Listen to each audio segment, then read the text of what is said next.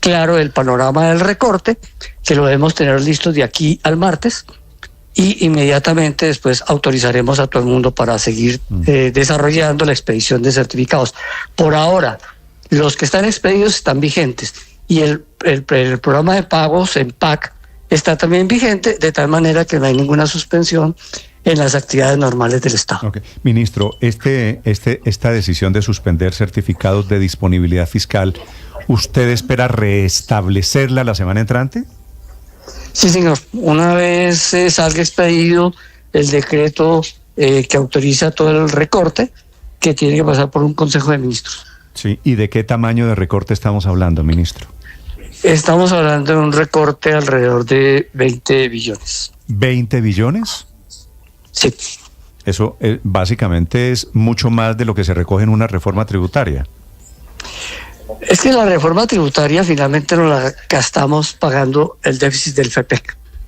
En última instancia hemos hecho varias reformas en Colombia, pagando deudas contempladas como deuda y deudas que no aparecen en los indicadores, pero que terminan siendo también deuda. El déficit del Fondo de Estabilización de Precios de los Combustibles es una deuda que fue la que terminamos pagando en la práctica con las reformas tributarias. Ministro, si no se hace esta suspensión de los certificados de disponibilidad fiscal, si no hay recorte del presupuesto de esos 20 billones que usted está anunciando, ¿qué pasa con las platas públicas? ¿Qué pasa con la economía de Colombia? Que el mensaje importante es, tenemos que sincerar las cifras, las cuentas de la nación, tenemos que sincerar las cuentas de cuál es la deuda real, en dónde está establecida y cómo garantizamos la sostenibilidad fiscal del Estado. Ministro, 20 billones de pesos es una cifra muy grande y ustedes, me imagino, la tenían contemplada para muchas cosas. Más allá de la cifra, ¿qué se va a recortar? ¿Qué programas sociales? ¿Qué proyecto de infraestructura? ¿Qué vigencia futura? No sé, ¿qué en la práctica se va a ver afectado? En este momento estamos mirando los rubros a donde tenemos que hacer ese recorte, pero en principio la idea no es recortar programas sociales ni recortar los programas de gobierno. Es buscarlo en aquello que siempre existe, que son otro tipo de programas a los cuales uno puede decir esta no es exactamente la prioridad del momento. Sí, ministro, si me permite la expresión, 20 billones de pesos es un desfase o un descache enorme. ¿Estamos de acuerdo? Es un desfase que efectivamente está reflejado en lo que no se va a recaudar. Sí.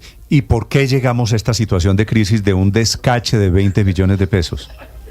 Es un proceso que tenemos que evaluar porque evidentemente las metas de recaudo que estuvieron planteadas fueron excesivamente optimistas. Hoy estamos afrontando la situación de que no se van a lograr, pero además de eso contribuye la decisión de la Corte Constitucional que nos quita casi 7 billones. Sí, pero 7 billones en total, eran al año 4 billones de la deducibilidad de regalías, ¿cierto? Sí, pero para este año eran 7, porque es lo que se recaudó por retenciones el año anterior y lo que no se recauda este año. Ok, 7 allí y los otros 13, ¿de dónde sale ese hueco de 13? Son diversas razones, entre otras la mala percepción de cómo se manejan los litigios en Colombia, que es una, digamos, potestad del Consejo de Estado y que no tenía que haberse llevado al Congreso. Sí, ministro, eso es un vainazo al saliente director de la DIAN, me parece, ¿no? No, señor, realmente es un proceso de mirar cómo se están construyendo las cifras y con el nuevo director vamos a hacer una evaluación de la reforma tributaria y sus resultados. A propósito del director de la DIAN, ministro, ¿usted le pidió al presidente Petro la cabeza del director de la DIAN? Eso es una decisión del presidente, Néstor, no es mío. No, yo sé, pero si esta entrevista ha girado en torno al bajo recaudo, a que hicimos las cuentas de la lechera y que ustedes de público conocimiento, ministro, no tenía la mejor relación con el director de la DIAN, con el doctor Reyes, le pregunto, pues, con todo el respeto, si usted le dijo al presidente trabajar con él es imposible. Yo lo que hice fue sugerirle nombres y él tomó la decisión. Eso quiere decir sí. Ministro, el presidente anoche, yo no sé si usted lo vio, dijo, de agricultura no se va a tocar un peso. Y yo creo que de aquí en adelante van a aparecer muchos sectores de inversión social que le van a pedir, a mí no me toque. ¿Con qué criterio va a hacer usted un recorte en el presupuesto de 20 billones con B? Eso va a ser una decisión en el Consejo de Ministros, entonces va a ser concertada. Efectivamente, todos van a pedir que no los toquen, pero todos ya saben, porque esto ya se trató en un Consejo de Ministros anterior, que esto hay que hacerlo, y entonces el punto es cómo lo vamos a concertar. Ministro, hoy con el problema encima, ¿qué reflexión queda para el gobierno nacional sobre tantas voces que en su momento pues dijeron, hombre, el gobierno está sobreestimando los ingresos, este tema de las regalías, eso se les va a caer, ministro, no cuenten con la plata de los litigios, gobierno, ministro? ¿Qué reflexión hay hoy en el gobierno nacional? Que empiezan a contar con una plata que finalmente no se pudo recaudar y pues después de eso se tiene que tomar una decisión tan estricta. Sí, esto fue una estimación que se hizo desde finales del 22, cuando se aprobó la reforma tributaria y después nos tocó empezar a revisar hasta dónde se estaban logrando. Este es el momento de aterrizar las cifras reales de recaudo. Sí, ministro, fue tal vez demasiado optimista o se hicieron las cuentas de la lechera con el tema de los recaudos de impuestos por vía judicial de la DIAN. Haber incluido ese rubro, esos 10 billones de pesos, hoy viéndolo en perspectiva, ¿fue un error? Eso se puede finalmente obtener, pero el mecanismo es el que quedó mal planteado, porque no era un tema de llevar arbitramiento, sino que es una potestad del Consejo de Estado. Entonces lo que tenemos que pedirle al Consejo de Estado es que desarrolle más ágilmente los procesos. Sí. Ministro, usted dijo hace un momento, la plata de la reforma tributaria se fue mayoritariamente ¿en el qué? ¿En el fondo qué? En el Fondo de Estabilización de Precios de los Combustibles. Sí. Esa deuda quedó... Ese es el FEPEC, ¿no? Ese es el FEPEC, y esa deuda la estamos cerrando, y fue muy grande. En la práctica, el año pasado le pagamos a Ecopetrol por ese concepto 26 billones, de un déficit que fue en el 2022 de 37 billones, y estamos pagando este año 20 billones de pesos. Ahí están los 20. Sí, pues ahí está la plata. Ministro, sé que el presidente Petro tuvo unos compromisos políticos en campaña, dijo, hay unos asuntos complicados, incluso de gobierno. El hecho de no subir el precio del diésel incide en el hueco fiscal hoy que tienen que tapar de emergencia de esta manera. El compromiso fue empezar a cerrar el déficit del Fondo de Estabilización. Ya lo hicimos con gasolina, queda pendiente el diésel y estamos mirando el mecanismo como lo vamos a cerrar. Sí, eso quiere decir, ministro, ¿será inevitable subir los precios del diésel en Colombia, tal y como está la situación? Tal como está la situación, es imposible que el Estado siga manejando unos subsidios que no corresponden a los subsidios sociales. ¿Y qué va a hacer usted con, es decir, usted toca precios diésel y de inmediato, en 5 minutos, los camioneros le anuncian paro y bloqueos, ¿no? Y los taxistas. Sí, pero están sobredimensionando el tema, porque ellos transportan todo tipo de bienes y no alimentos, y asumen que todo lo que transportan siempre es alimentos. Sí, pero ministro, ¿hay alguna posibilidad real de que usted comience a reajustar precios diésel para evitar los subsidios y ayudar a salir de esta crisis? Por lo pronto va a salir un decreto de grandes contribuyentes, de grandes consumidores de diésel, en los cuales no hay ningún producto sensible de la economía colombiana, y vamos a volver a examinar el tema de cómo hacemos un ajuste en el precio del diésel, que lo queremos hacer concertado. Sí, pero va a salir un decreto, no le entendí, un decreto de grandes consumidores de diésel, ¿dice usted? Sí, señor. Todos los que consumen en Colombia más de 20.000 galones de diésel, ellos van a entrar a tener precio actualizado. Sí, precio actualizado quiere decir, ¿va a subir para ellos? Sí, va a subir para ellos. ¿Y cuánto va a subir, ministro? El principio tiene que ponerse en concordancia con el precio internacional, entonces estamos mirando hasta dónde va este decreto. Sí, pero 20.000 galones por empresa, por camión, 20.000 galones ¿de quién? 20.000 galones por empresa. Sí. Si una empresa dice, usted consume más de 20.000 galones, ¿para usted sube el precio del diésel? Sí, señor.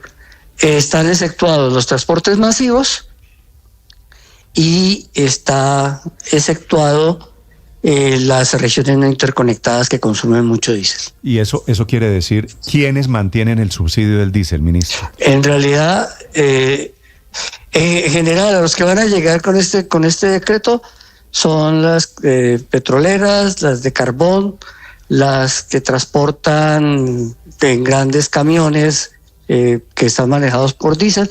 Son grandes empresas que desarrollan su propia logística. Sí, ministro, en el pasado, usted lo sabe mejor que yo, crear tarifas diferenciales ha sido muy complicado. Lo intentaron para los taxistas, ya lo intentaron el año pasado para transportadores de carga. ¿Qué lo hace pensar que en esta oportunidad va a ser diferente? Que este grupo de grandes empresas tienen claramente establecidos sus mecanismos de acopio. Ministro, ¿ese incremento en el diésel va a ser, como dicen en el billar, de una tacada, 5.000, 6.000 pesos, o va a ser progresivo como en el caso de la gasolina? También tiene que ser progresivo, como en el caso de la gasolina, no puede ser de un momento a otro, y lo queremos es concertar. Sí, pero sería solamente, ministro, para los grandes consumidores de ACPM, de diésel, o vendrían también los pequeños consumidores, digamos, en algunos casos el transportador, el de bus intermunicipal eventualmente, o un camión, vehículo de carga. Sí. No, en este caso, grandes consumidores son solamente las empresas grandes que ya están perfectamente reconocidas, identifica que tiene su propia logística. Vale. Ministro, sí, usted ministro, en esta entrevista, Paola, perdóneme, ha anunciado dos decretos, ¿cierto? Uno, para restablecer los flujos a partir de la semana entrante, después de suspender los certificados de disponibilidad, y otro, este tema, con aumentos de precios de diésel. Todos en la misma dirección de hacer frente a la crisis de caja que tiene el gobierno, si le entiendo bien. ¿No es verdad? Todo está dirigido a garantizar la sostenibilidad fiscal de ¿Hay algún otro decreto que venga en camino? No. ¿Estos son los dos gruesos? En el Congreso está tramitándose el proyecto de cupo de endeudamiento y pues de eso podemos hablar con más despacio, más hacia adelante, pero ya en este momento sí los tengo que dejar. Vale. Ministro, la última pregunta, perdóneme, Paola, para el ministro de Hacienda. Sí, bueno, no, ¿qué tan grave es el problema de caja, ministro, realmente? Y sobre todo por este recorte que se viene de aquí al martes, ¿ustedes van a recortar inversión? ¿Y cuánto puede pegarle eso al crecimiento económico del país? Estamos en el proceso de evaluar, Paola, dónde es que está la composición. Tenemos unos ejercicios. El presidente sí ya hizo un llamado de atención. No puede ser en los programas de gobierno. ¿Y entonces en qué se recorta, ministro, si no es en programas de gobierno? En lo que hoy se considere no prioritario, y eso es lo que estamos identificando. Pero 20 billones de pesos en gastos de funcionamiento va a ser muy difícil, ¿no? Va a haber parte en funcionamiento y parte en inversión. Sí. ¿Planean, por ejemplo, recortar a organismos que no son del gobierno? ¿Organismos de control, por ejemplo? De hecho, ellos tienen levantada la disponibilidad presupuestal. Vale. Porque sobre ellos no podemos actuar. Vale. Ministro, sé que está muy ocupado. Usted va para Cartagena hoy al Congreso de los Bancos, ¿no es verdad? Sí, señor. Por eso estoy terminando aquí unas reuniones para poder salir hacia el aeropuerto. Yo sé. Ministro, le agradezco que nos haya atendido. Muy amable, señor ministro de Hacienda. Gracias, Néstor, y saludos a toda la mesa de trabajo. Vale. Adiós, Paola. Chao, Paola. Saludos a la mesa de trabajo. Muy amable el ministro de Hacienda, Víctor, haciendo unos anuncios muy gruesos. Viene un recorte, yo creo que este es el recorte en términos fiscales, en términos de caja, más grande en la historia de Colombia. Es casi 20 todo billones. Todo lo que esperaban recaudar con la reforma tributaria. Es de esa dimensión, porque es la última reforma tributaria en términos de recaudo esperaba ser la más importante, la más nutrida de la historia. Pero Néstor, el gobierno la embarró. Sí, y la conclusión de esta entrevista es: el gobierno la embarró y la está desembarrando en este momento. Y el ministro lo reconoce, el ministro lo reconoce. Lo admite.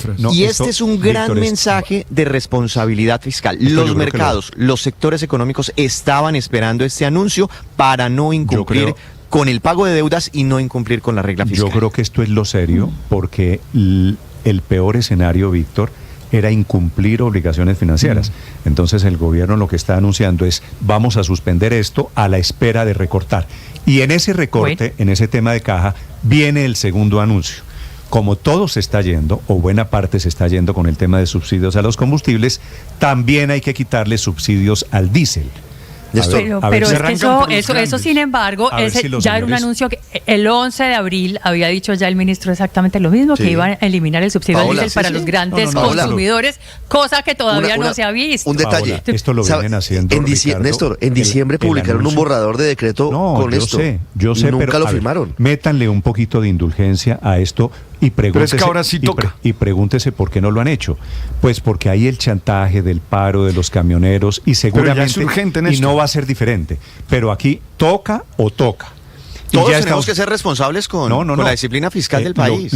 La entrevista que ustedes acaban de escuchar, yo creo, Víctor, estamos de acuerdo en que quiere decir, hicimos las cuentas de la lechera, nos pusimos a meter 10 billones. 10 aquí, 15 allá, 20 acá. Que nos vamos a ganar... la lotería, Néstor. Me voy a ganar la lotería y me la empecé a gastar antes de ganármela. No, entonces, eso, usted vio el vainazo al director de la DIAN, ¿no? A Mr. Taxes. No, yo no pedí la cabeza del director de la DIAN, pero le pasé al presidente los nombres de los candidatos para ser nuevo director de la DIAN. Pues lo reconoce el ministro con sinceridad, porque la verdad es que hicimos las cuentas alegres, las de la vaca lechera, padre, y entonces metimos en el presupuesto. Yo las he hecho muchas veces. No, claro, me gano aquí 10, aquí 13, aquí 14, es decir, tengo 1.000 y resulta que sin después... tener el mecanismo de cobro, que es lo grave y que... Pero es que usted puede trabajar y ganarse una plata, y Ricardo, pero usted no puede contar con una plata que eventualmente se va a ganar en un sorteo, en una rifa, en una las lotería. Las cuentas que hizo el ministro de Hacienda son, me voy a ganar la lotería. Exacto. Me voy a ganar baloto, voy a apostarle a los caballos. Ese tema de los litigios arbitrales no depende del gobierno. Y no escucharon a los técnicos en sus momentos. Néstor, ¿sabe de cuánto es el déficit del Fondo de Estabilización del Precio del Diésel, Aurelio? ¿Cuánto? Sí. 40 billones de pesos. No, 40. Por eso. 40. Por eso. Mire, lo que acaba de hacer el ministro es lo más responsable, Aurelio. Fuera de decir que claro que hicieron mal las cuentas, claro que salieron las cuentas, esto viene desde Ocampo, ¿no? Porque se pusieron a meter. Claro. Y falta un golpe. Le voy a anticipar uno que falta, Víctor. ¿Cuál? Van a tumbar el impuesto al patrimonio en la Corte Constitucional.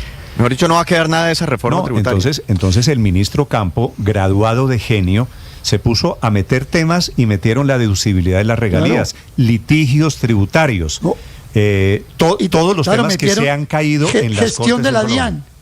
Gestión de la DIAN, ese que usted nombró litigios, gestión de la DIAN, ese también se cayó. Néstor, esta es la crónica de una crisis fiscal anunciada. Fíjese usted que la reforma tributaria aspiraba a recoger 80 billones. 20 se fueron con el recorte de hoy. 20 se fueron con el fondo de la gasolina. Y 20 se van a ir con lo del diésel. O sea, de 80 billones apenas terminarán arrancando 20. ¿Y cuál fue el precio?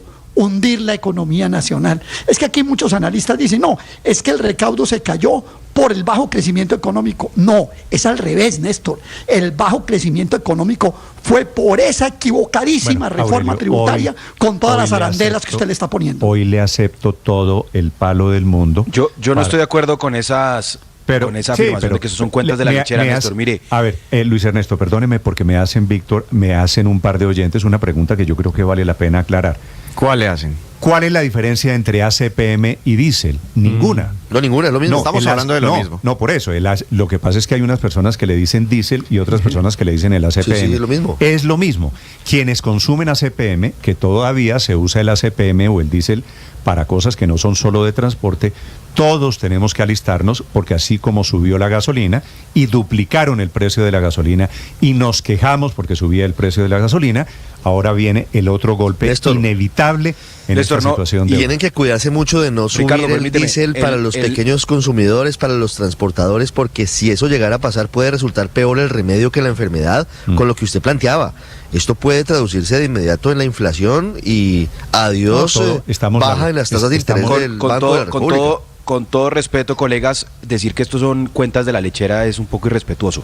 Todos los gobiernos presupuestan que lo que está firme en la ley debe presupuestarse en el proyecto de ley. Es decir, la reforma tributaria creaba un impuesto que a mí me parece que es justo, y es que no se puedan deducir las regalías. Ese debate ya lo hemos dado, no lo vamos a hacer acá, pero mientras la ley está en firme, pues es normal que se presupuesten esos recursos. Todo el respeto, Luis la Corte Ernesto, Constitucional la tuvo, hay que acatar la decisión de la Corte. De igual manera, Néstor, al ministro es normal de Hacienda, es el ministro de Hacienda el que dice que se hicieron las cuentas alegres. No son los colegas, no es la gente, es el ministro de Hacienda que, como usted lo acaba de escuchar, Luis Ernesto, sacó al director de la DIAN por este tema. Es decir, adentro la batalla que había era muy importante. Así que, pero bueno, superémoslo. Si le parece a usted que las cuentas quedaron bien hechas, pues pregúntese por qué el faltante de 20 billones de pesos. Si todo es perfecto, si la reforma tributaria, si todo salió bien, pues pregúntese por qué. No quedaron bien hechas, pero decir que son las cuentas de la lechera, que son cuentas irresponsables, pues no tiene sustento, porque todos los gobiernos tienen que presupuestar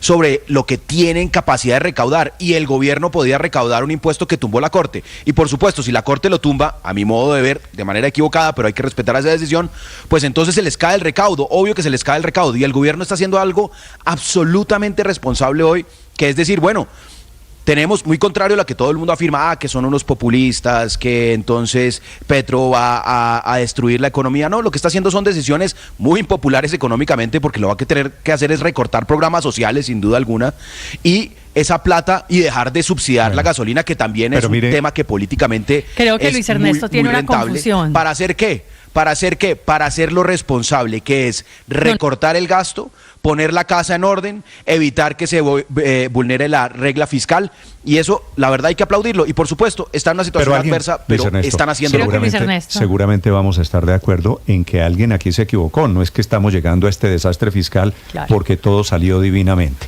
8 de la mañana, 20 minutos. Yo creo que está un poco confundido Luis Ernesto, porque es que el gran descache estuvo en las cifras de proyección de crecimiento de la economía colombiana, cifras que hace el propio ministro de Hacienda en el marco fiscal de mediano plazo, que se incluyen en el presupuesto general del año 2024. Ahí es donde están todos los desfases, porque estamos viendo, llevamos 4 trimestres seguidos creciendo al 0%, mejor dicho, bordeando la recesión.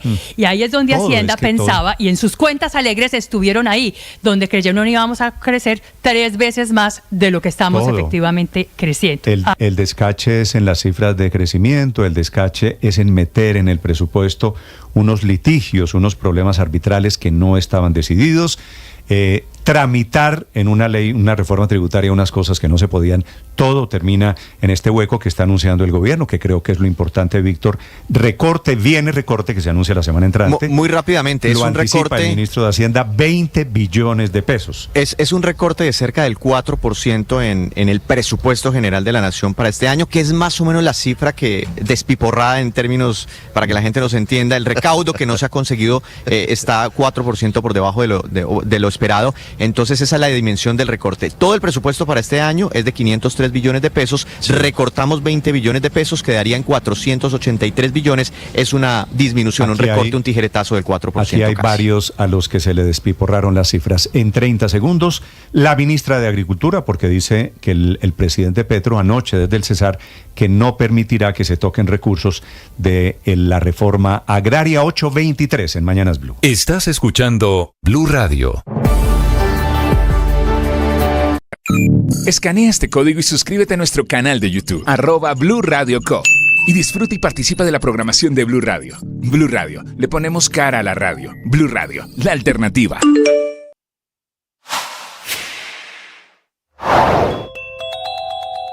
Las desmovilizadas FARC no reconocen, no aceptan que esclavizaron a los secuestrados. Esa negación de las aberraciones de la guerra la hizo el antiguo secretariado en un extenso documento que le hizo llegar a la JEP en el marco del expediente donde se investigan las tomas de rehenes, las torturas y el sometimiento de los secuestrados. Esa fue la reacción, la respuesta a la decisión de la JEP de la acusación, de ratificar la acusación porque cometieron crímenes de lesa humanidad, tortura y otros actos inhumanos como violencia sexual, desplazamiento forzado y esclavitud como una actividad o una práctica generalizada y sistemática contra la población civil. Por ese motivo, los desmovilizados se defendieron con el argumento de que esa organización, para referirse a las FARC, jamás buscó cosificar a las personas ni ejercer ninguno de los atributos del derecho de propiedad sobre su cuerpo. Por el contrario, los hechos, esa es la defensa, correspondieron a dinámicas territoriales acordadas con la comunidad, donde los trabajos se impusieron impusieron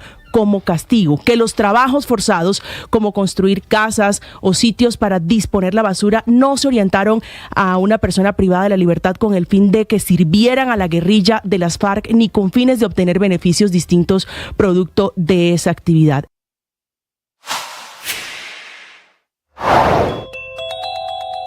La próxima semana será crucial para el trámite de la reforma pensional del gobierno del presidente Gustavo Petro en el Congreso, cuyo éxito se ha visto enredado por cuenta del escándalo de corrupción de la Unidad de Gestión de Riesgo, que ha salpicado a varios altos funcionarios del Estado, del Ejecutivo, del gobierno del presidente Gustavo Petro y también un número importante de congresistas. Lo que por ahora se conoce es que Olmedo López ya entregó oficialmente una matriz de colaboración a la Fiscalía con nombres propios de funcionarios y congresistas que supuestamente habrían participado del entramado criminal de corrupción en la Unidad de Gestión del Riesgo. Es decir, quienes habrían dado la orden y quienes habrían recibido los dineros a cambio de tramitar proyectos del gobierno nacional. Esa matriz de colaboración es muy importante porque además tiene sustento en elementos que Olmedo López también radicó ante la Fiscalía, que en principio evalúa otorgarle un principio de oportunidad parcial sin inmunidad total, como lo estaba pidiendo Olmedo López.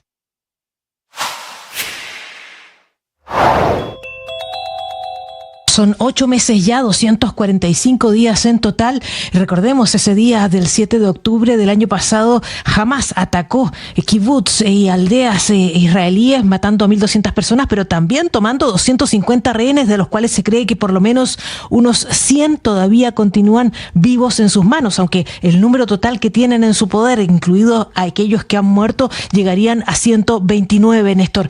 Lo que está ocurriendo en las últimas horas ha sido un ataque sin pausa sobre la ciudad de Rafah. En total, en las últimas horas se calcula que hay 77 personas que han muerto en la franja de Gaza, pero 23 de ellas solo en la ciudad de Rafah. Se están produciendo feroces tiroteos entre las tropas israelíes y combatientes palestinos liderados por Hamás. Recordemos que allí son varias facciones musulmanas las que están peleando contra Israel. No solamente Hamás, sino que también está la yihad islámica.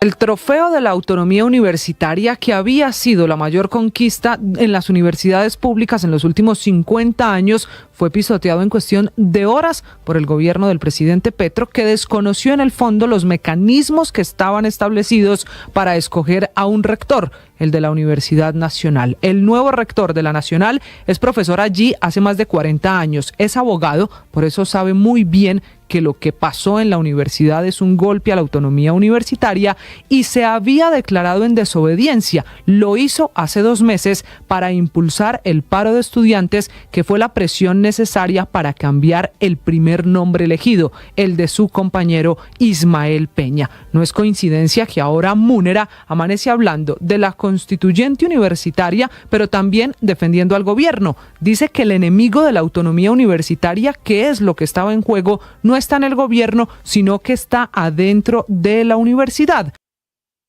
Ahora viene un recorte presupuestal y los técnicos lo primero que dijeron fue, los técnicos entre comillas, bueno, lo primero que hay que recortar es el presupuesto de la reforma agraria.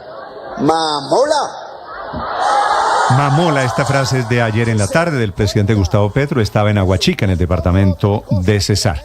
Señora ministra de Agricultura, Jennifer Mojica. Ministra, buenos días. Muy buenos días, Néstor. Un saludo muy especial a toda la audiencia y a toda la mesa que te acompaña. ¿Usted estaba con el presidente Petro ayer cuando el Mamola? Sí, ayer estábamos en una maratón, en la tercera que hacemos en menos de un mes de entrega de tierras, 2.100 hectáreas que entregamos en 5 municipios de la costa Caribe. Quiere decir, ministra, usted se va a salvar, los programas de reforma agraria se van a salvar del tijeretazo económico que viene. Bueno, yo creo que la situación de poder encontrar un punto medio, ¿no?, entre lo que son las inversiones prioritarias de la agenda del programa de gobierno y poder generar también un compromiso presupuestal que implique la materialización del programa. El presidente ha dado la instrucción, la reforma agraria no puede pararse, es la apuesta fundamental de lograr la reactivación económica del campo colombiano, de cumplimiento del acuerdo de paz y de la transformación de los territorios que ven en la reforma agraria una posibilidad de cambiar la vida de cientos de miles de familias que están necesitando acceso a tierras, acceso a desarrollo rural, a trabajo digno, a inversión pública, a inversión privada, y pues por eso el presidente ha dado la instrucción de priorizar esta agenda. Claro. Ministra, ¿de cuánto es la apropiación presupuestal para la reforma agraria, para la compra de predios y para el programa que vienen adelantando desde el gobierno nacional? Bueno, este año el sector en general tiene un presupuesto de inversión y de funcionamiento de 9.2 billones de pesos casi, y en reforma agraria son 5.2 billones de pesos. 5.2 billones de pesos. Ya están apropiados los recursos, ya están definidos los predios que se van a comprar con esos más de 5 billones de pesos.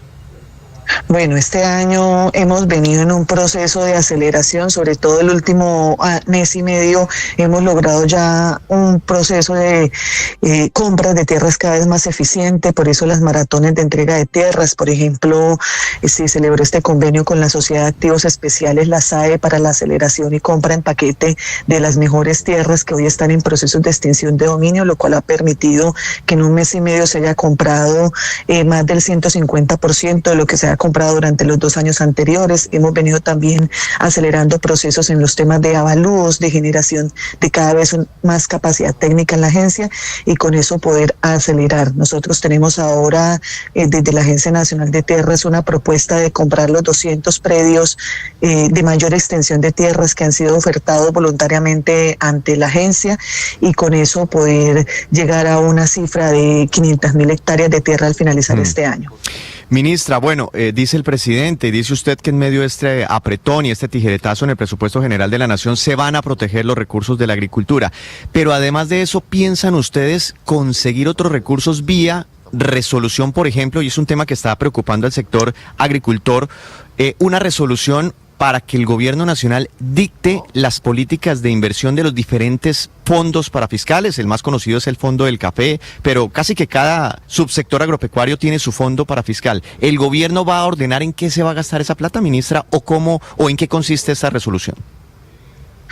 Bueno, esto es un tema importante. Yo creo que también la protección de la agricultura es una decisión del gobierno nacional, una decisión que ha hecho que en los 2 años de gobierno, el año pasado y se hayan destinado la mayor suma de recursos públicos para la inversión en los distintos elementos en los que se tiene que concurrir en apoyo de la agricultura.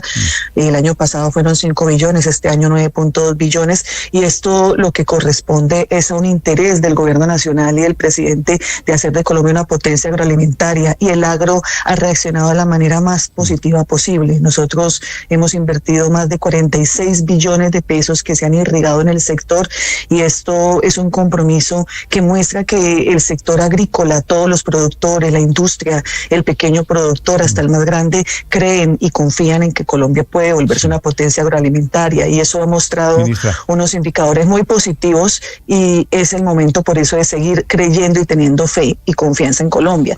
Lo que usted habla es la resolución Confianza en Colombia, que crea alineamiento de política pública para poder generar una mayor inversión y una aceleración económica en el sector agro, y de paso que nos permita hacer un alistamiento frente a las lluvias y a la temporada que se nos viene de fenómeno de la Niña. Encendimos las alertas desde hace 3 semanas sobre la necesidad de que todo el sector agrícola se preparara para un fenómeno de la Niña similar a las dimensiones de lo que ocurrió entre el 2010 y 2012, y lo que hemos decidido al interior del Ministerio de Agricultura es poder reenfocar nuestras prioridades de inversión, tanto el presupuesto general de la Nación, que como le digo es muy grande en todas sus entidades adscritas y vinculadas, son 6 entidades que ejecutan presupuesto, y también hacer concurrencia con mecanismos de financiamiento y crédito, y dentro de ello la necesidad de que el Ministerio ponga sobre la mesa la prioridad de poder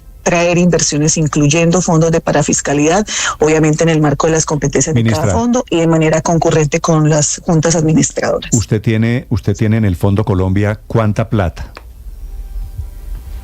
En el de Confianza Colombia, nosotros hemos tomado ahorita unos... No, Colombia, hay un fondo que depende de usted que se llama Colombia en Paz. Colombia en Paz, no. Hay dos fondos, uno es Colombia en Paz y el otro es Fondo Colombia para la Paz, que son los fondos de los recursos de la paz, no son del Ministerio de Agricultura, son de las entidades implementadoras del Acuerdo de Paz. Sí. Pero pensé que dependían de usted, porque tengo entendido que esos fondos están manejando platas en una fiducia, platas que no han ejecutado por muchos billones de pesos, casi 3 billones de pesos.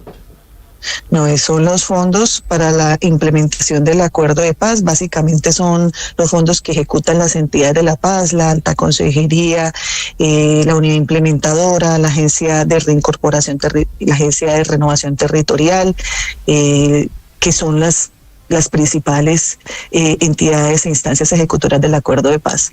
Pero aquí lo que yo quisiera aclarar es lo siguiente. Nosotros entendemos, por supuesto, que es urgente, y es lo que hemos invitado a todo el mundo a que es urgente que sigamos invirtiendo en el agro colombiano.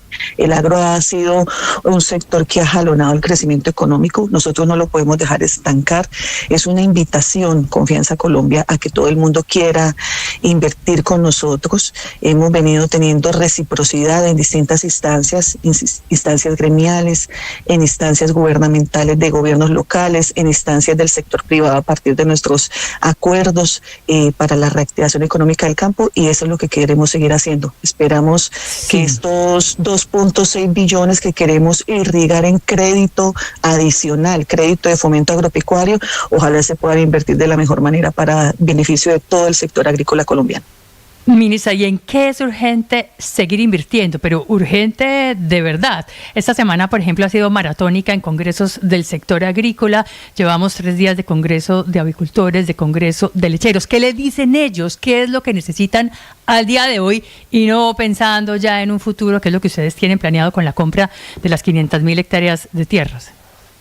Sí, de hecho, por eso precisamente lo que queremos con Confianza Colombia es sumar, concurrir y sumar para tener impactos y para que las inversiones sean lo más eficaces y pertinentes para la situación que tenemos hoy, y es poder alistar nuestro sector, poder hacer que nuestros productores y los distintos eslabones de la cadena, del más pequeñito, por ejemplo en leche, hasta el más grande de los industriales, podamos generar construcción de soluciones. Cada sector tiene distintas connotaciones. Por ejemplo, los bananeros y los del sector avícola quieren que estimulemos el apalancamiento de primas de subsidio para pólizas de seguros paramétricos. Para ellos es hoy fundamental, entonces en esa línea estamos avanzando y trabajando, poder extender las primas subsidiadas por el Estado no solamente a pequeños productores de escasos recursos, sino a pequeños y medianos y grandes productores. Digamos, tenemos unas restricciones normativas y justamente por eso la idea es concurrir. Habrá cosas que podemos hacer desde el presupuesto general de la Nación, otras que tenemos que buscar otros aliados.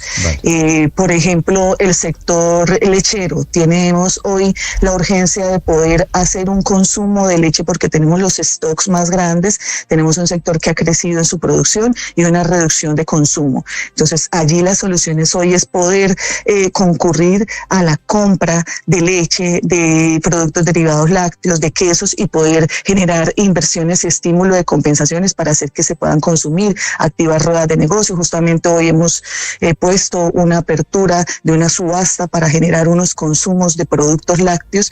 También tenemos la idea de generar un plan de seguridad alimentaria con el Instituto Colombiano de Bienestar Familiar, algunas entidades territoriales que se han venido sumando, y con la misma Fedegan, para poder invertir no solamente recursos de Fondo de Estabilización de Precios, que ya hoy están activándose, sino recursos del Fondo de Parafiscalidad en los que nos estamos poniendo de acuerdo para poder generar consumo de leche colombiana y poderla entregar a familias y a niños de la primera infancia en zonas de recuperación nutricional. Y así con cada uno venimos examinando, y justamente la idea de poder concurrir. Todo termina pasando por su Ministerio, Alimentos, Tierras y Paz. Ministra Mojica, gracias por estos minutos. No, muchas gracias a ustedes. Yo de verdad quisiera que aprovecháramos estos medios de comunicación tan importantes y de tan alta audiencia para poder seguir inspirando confianza en el agro colombiano. Es un momento de no perder la fe, es un momento de seguir sumando esfuerzos, es un momento en que las voluntades privadas y públicas podemos concurrir para que el agro siga haciendo reverdecer esa esperanza que tiene hoy el país rural. La ministra Jennifer Mojica esta mañana también en Blue Radio 8:39. Estás escuchando Blue Radio. Escanea este código y suscríbete a nuestro canal de YouTube, @Blue Radio Co. Y disfruta y participa de la programación de Blue Radio. Blue Radio, le ponemos cara a la radio. Blue Radio, la alternativa.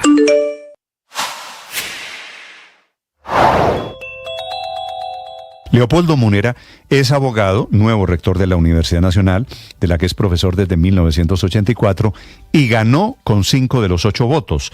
El derrotado Ismael Peña seguirá siendo profesor, pero ya reconoció la derrota, entrega el cargo, pero anuncia demandas que seguramente va a ganar, y va a ganar dentro de mucho tiempo.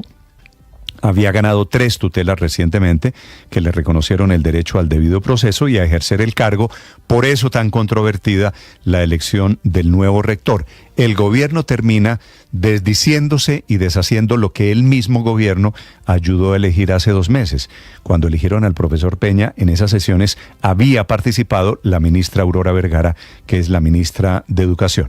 El nuevo rector había sido el candidato de estudiantes y del presidente Petro desde el principio, por eso lo felicita de inmediato el presidente con confianza. Dice: felicitaciones a Leopoldo, gran intelectual colombiano, muy cercano Leopoldo Munera, a otro profesor muy activo en todo este proceso, el profesor Rodrigo Uprimi. Leopardos y Leones cara a cara. Bucaramanga y Santa Fe están listos para el primer reto, el primer duelo por la estrella de este 2024. El conjunto leopardo no tiene ni lesionados ni expulsados, es decir, el técnico Dudamel cuenta con el 100% de su plantilla para armar el plan de vuelo de este juego de ida en el Alfonso López.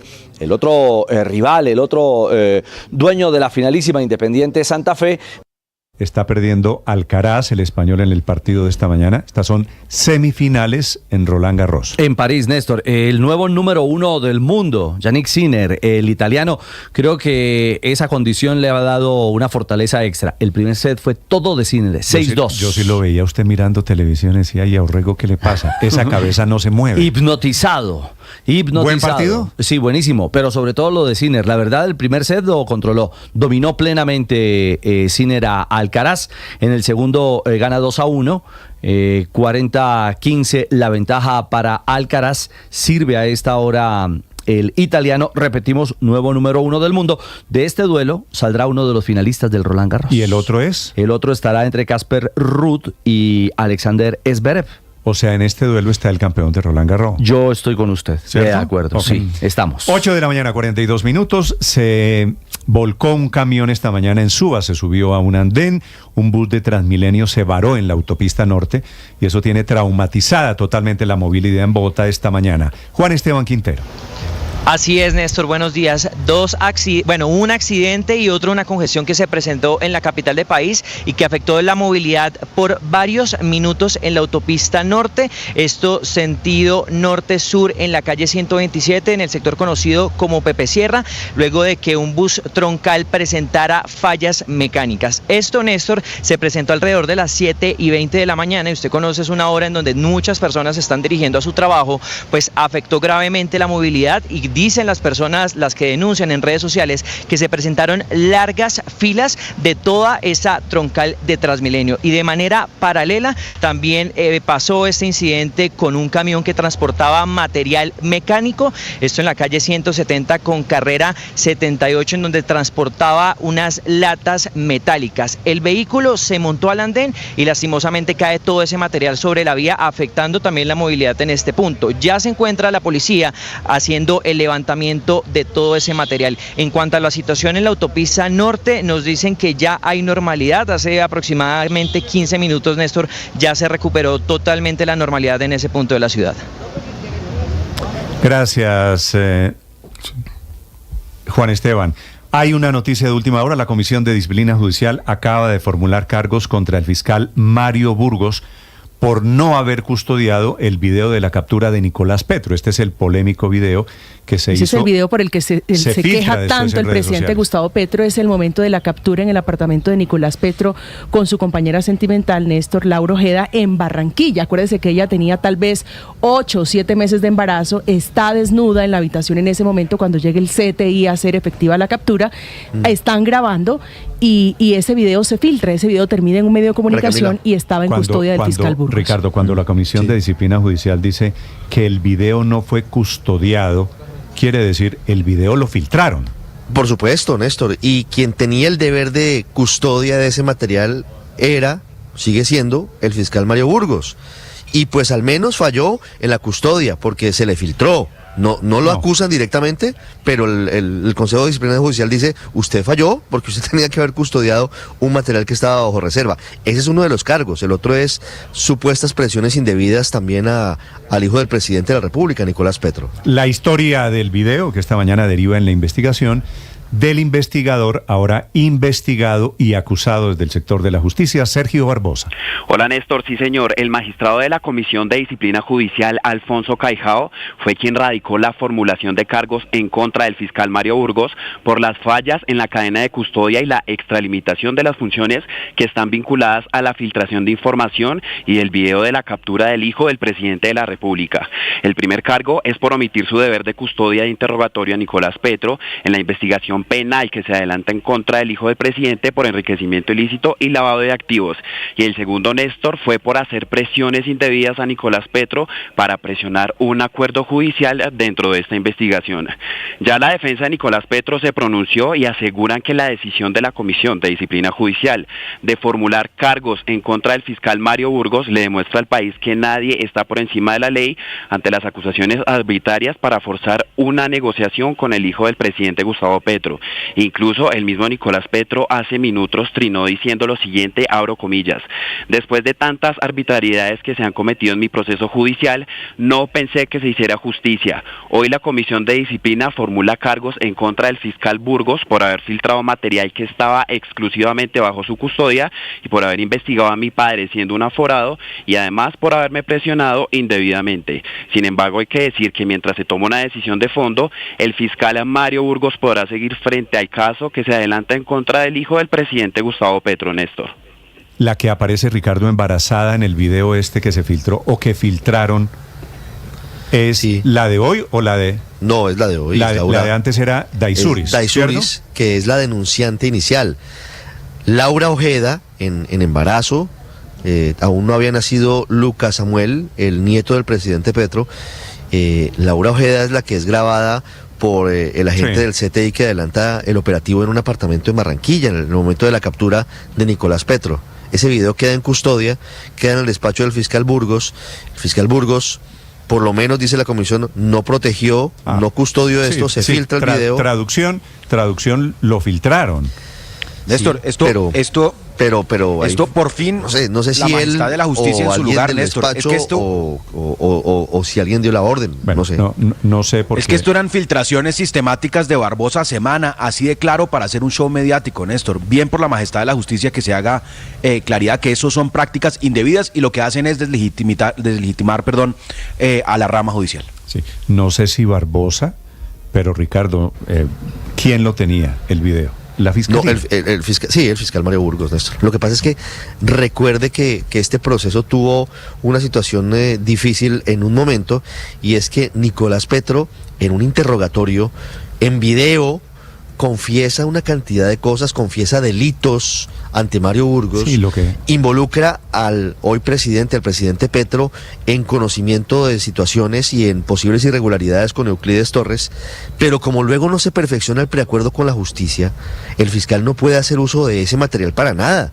Eso dice la norma, ni para imputarle cargos, ni para llevarlo a juicio, ni tampoco para filtrarse. Eso lo dice la norma claramente. Se filtró. Ahora, no es la primera, sospecho que no será la última, en que terminan filtrando material de un proceso judicial para presionar vía medios de comunicación, Néstor, en un proceso. Dos cosas: no suspenden a Mario Burgos, el presidente estaba pidiendo que lo suspendieran, y segundo, puede seguir frente al juicio contra Nicolás Petro.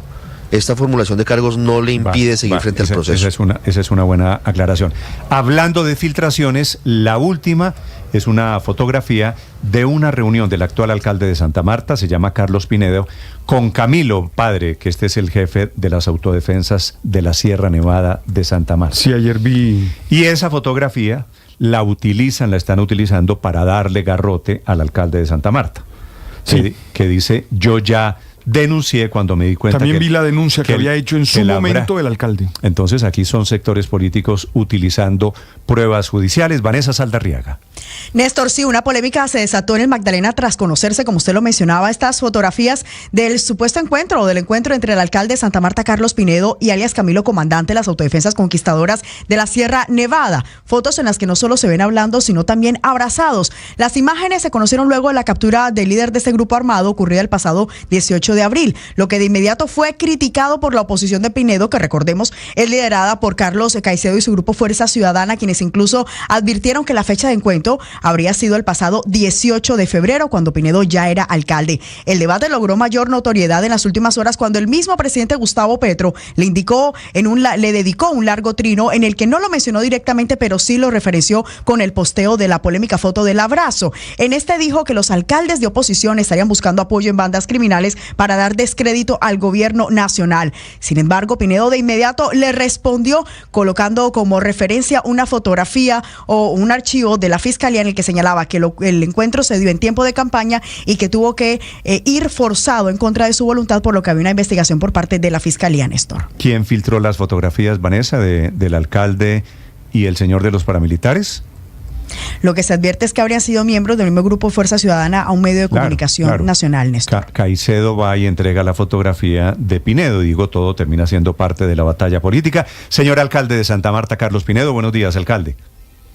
Buenos días, Néstor. Un saludo especial para ti, para el padre Alberto, Linero, Rogelio y todos los miembros de la mesa de trabajo. Alcalde, ¿cuál es la historia de esta fotografía que usted aparece sonriendo, abrazándose con este señor de los paramilitares de la Sierra Nevada? La historia, Néstor, es lo que cuento milimétricamente en la denuncia. Eso fue el 2 de abril del año pasado. Yo asistí a esa reunión con mi esposa y mi hija de 10 años, había aproximadamente unas 100 personas. Yo describo y relato todo lo que sucedió ahí. En ese momento, uno de los líderes que están ahí me dice, llega ahí a la esquina que hay un líder que quiere hablar contigo. Cuando llego hasta la esquina, vaya con escolta, no se preocupe, que aquí no pasa nada. Cuando llego hasta la esquina me encuentro con 5 o 6 hombres con fusiles fuertemente armados, desarman mi escolta y a mí me quitan los teléfonos. Es ahí donde me sientan en la mesita esa que aparece ahí. Todo eso está manipulado, Néstor. Tú has hecho una gran reflexión. Si ves la foto de la mesa, nunca se muestra la subametralladora que portaba Camilo. Si miras el reloj de Camilo, eso está manipulado. El abrazo está manipulado. ¿Pero si hubo abrazo, alcalde? ¿Si hubo abrazo suyo con Camilo? Cuando nos íbamos, recuerdo ya haciendo memoria, porque eso tiene más de un año, me dice, Pinedo, no te preocupes que a ti no te va a pasar nada. Él manifestaba que su intención de vincularse al proceso de paz, a la política de paz total, y es lo que queremos que le digas al señor presidente si llegas a ser alcalde y tal. En eso se centró la conversación. Pero no es menos. Cuando nos íbamos despidiendo, cuando él me dice no te va a pasar nada, pero el abrazo también está manipulado. ¿Por qué está manipulado, alcalde?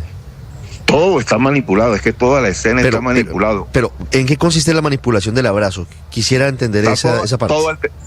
Todo está alterado. Si tú analizas las fotos, el entorno, todo está absolutamente alterado. La subametralladora que tiene Camilo no aparece, el entorno de los 5 tipos enfusilados no aparece. Pero déjame y te digo porque me causó curiosidad lo que tú dijiste. ¿De dónde salieron las fotos? No, pero alcalde, antes de ir de dónde salieron las fotos, yo le pido que le conteste a Ricardo. Es decir, un abrazo no se manipula. ¿Usted se abrazó con el señor de los paramilitares? No. Obviamente estaba intimidado, Néstor, claro que sí. Él me dio un abrazo y yo le correspondí el abrazo. Yo estaba en completa indefensión, Néstor. Yo era la persona, yo era víctima en ese momento. Yo estaba rodeado de 5 hombres con fusiles y él portaba una metralleta. ¿Quién no lo va a abrazar? Claro que lo abrazo. ¿Quién no lo va a abrazar? Yo estaba completamente atemorizado en ese momento. No, claro. ¿La sonrisa suya también es producto del susto? Completamente atemorizado. Es ahí donde yo digo que eso está manipulado completamente. Sí. Yo tenía miedo. ¿Quién no va a tener miedo con 6 personas rodeándolos con fusiles? Sí, yo eso lo entiendo, alcalde, pero por el otro lado, usted entenderá que genera pues suspicacias y muchas interpretaciones. Sí, claro. Porque la risa y el abrazo lo que desmontan es la tesis de que usted estaba intimidado. No, y la otra foto, lo que pasa es que hace mucho énfasis en esa foto, y la otra foto cuando estamos en la mesa, que yo estoy serio, que él tiene la subametralladora en la mano, que manipulan la foto, de esa no dice nada. Sí, ahí está la fotografía. De todas formas, pues me parece que vale la aclaración, que hace parte de una controversia política. ¿Quién filtra la foto, alcalde? ¿Quién supone usted que entrega la foto a los medios? Eso es muy bueno. ¿Quién le entregó las fotos a Fuerza Ciudadana? ¿Por qué las fotos son manipuladas? ¿Por qué de un momento a otro las únicas fotos que salen es esa y no se muestra todo el entorno? Lo que yo estoy diciendo, lo que yo relato en mi denuncia. ¿Sabes por qué? Porque aquí hay un complot para acabar con la vida de Carlos Pinedo, de Fuerza Ciudadana y miembros de la Policía Nacional. Pero esa foto, ¿quién la tomó? Es decir, eso sale, digamos, haciendo un poco de composición del lugar. Alguien que estuvo en la reunión grabó la reunión, ¿no es verdad? Claro, si tú ves la denuncia que yo aporto, yo lo digo. La leí, sí. Denuncia. Sí, yo lo digo. Se presume que me están grabando. Dejo constancias que un señor que portaba un fusil de tez blanca me estaba grabando. Yo lo digo. Sí. Sí, yo lo vi que me estaba grabando. Llama la atención otra cosa de esa denuncia, alcalde, y es que usted al final incluye un párrafo que me parece curioso y quisiera entenderlo. ¿Por qué solicita reserva a la Fiscalía? ¿Por qué pide que esto no sea filtrado o no sea publicado? En teoría uno pues tendría que denunciar cualquier tipo de constreñimiento, secuestro, amenaza de grupos ilegales, sobre todo y siendo aún más candidato a un cargo público tan importante como la alcaldía de Santa Marta. Correcto, Néstor. ¿Sabes por qué? Porque me matan. ¿Y quién me protege a mí en plena campaña? Si toda la seguridad que pedía me era negada, me hubiesen matado en pleno ejercicio político. Alcalde, una pregunta. Conmigo han hecho de todo en el Magdalena. El haber sido candidato a la alcaldía de Santa Marta, el haber ganado las elecciones, hoy mi vida está en riesgo, la mía y de mi familia. Sí, alcalde, de eso le quiero preguntar, porque en esta controversia que era de Santa Marta se mete el presidente Petro, que comentando la foto dice: el abrazo al criminal mientras delinque la banda es un empoderamiento del crimen contra la ciudadanía, y habla del viejo modelo paramilitar. De este trino, de este mensaje del presidente Petro, ¿usted qué tiene que decir? No, yo le contesté: lamentable que el presidente salga sin ningún tipo de pruebas a decir eso. Les voy a decir algo para que le quede en la memoria al país. Yo creo que el país lo sabe. Las autodefensas conquistadoras de la sierra han manifestado a la saciedad que el único grupo político que han apoyado es el grupo Fuerza Ciudadana del señor Carlos Caicedo Mar. Ahí están las grabaciones, pero yo no veo ninguna nota periodística de eso, ningún video. Nadie dice absolutamente nada. Yo sí hice lo que tenía que hacer. Yo fui y denuncié a los miembros conquistadores de la sierra y le dije a la fiscalía que investigara. Obviamente no señalé a ninguno porque me hubiesen matado en esos días. Alcalde, gracias por acompañarnos esta mañana. Feliz viernes. Feliz día para todos. Gracias a ustedes. Desde Santa Marta, el alcalde Carlos Pinedo, hablando sobre la fotografía. Padre. Dígame, Néstor. Usted que es samario. Sí, claro. Que conoce el ambiente. Lo llevan los paramilitares y uno sale sonriendo en la foto y se abraza con el señor de los paramilitares. Lo que sucede, Néstor, es que yo le creo a las personas. Es decir, siempre parto... Claro, pero aquí cuando alguien... Es decir, así como lo describe el señor alcalde, pues yo tiendo a creer, ¿verdad? Y lo creo. Porque, decir, si a ti te ponen una subametralladora y te dicen un abrazo, tú das el abrazo. Lo salva la denuncia, pero no puedo hacer más opiniones porque no conozco el detalle. Lo salva la denuncia, Néstor, que presentó. La denuncia tiene fecha 2 de abril del 2023, haciendo el recuento tal cual de cómo se dio el hecho y el encuentro con estos hombres armados, con los hombres de alias Camilo. Llamativo lo final, pero entiendo la explicación del alcalde Pinedo. Un candidato en campaña, Néstor, seguramente hubiera hecho de esto un momento político. Hace una rueda de prensa y hace una denuncia en torno a la forma en la que es retenido por un grupo ilegal en Minca, que es muy cerca de Santa Marta. En la Tagua, sí. En la Tagua, ¿verdad? Él pone un párrafo en la denuncia pidiéndole a la fiscalía que no lo filtre. Entonces, pues llamativo, pero bueno, válido. Pero dice que por temor, miedo, porque lo por miedo, mataban. si uno no sabe cómo se manejan los miedos. Y muestra pues algo que es de perogrullo, pero que es el poder inmenso que siguen teniendo los herederos de Hernán Giraldo y de todos estos grupos de paras y de narcos en la sierra, y en el Magdalena, y en Santa Marta. El señor del abrazo fue capturado hace un par de meses, así que él también tendrá, de los paramilitares, esos de la Sierra Nevada, tendrá algo que decir. 8:59 en Mañanas Blue. Estás escuchando Blue Radio. Escanea este código y suscríbete a nuestro canal de YouTube, @Blue Radio Co. Y disfruta y participa de la programación de Blue Radio. Blue Radio, le ponemos cara a la radio. Blue Radio, la alternativa.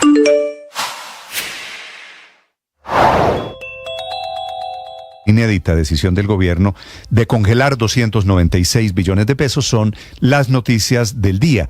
Esta muy técnica, muy económica, pero muy importante. Hasta que no se resuelva la crisis fiscal, vamos a estar en un apretón como no se había visto nunca en la historia reciente de nuestra economía. El ministro de Hacienda, Ricardo Bonilla, le bloquea la plata a todo el gobierno, a otros ministerios, a agencias del Estado que se encontraban con las cuentas del banco bloqueadas para temas de inversión social, por ejemplo, y de transporte. La congelación de parte del presupuesto público es producto de un gran problema fiscal, un problema de caja, entre otras cosas por el muy bajo recaudo. Dice el ministro, para tranquilizar, que se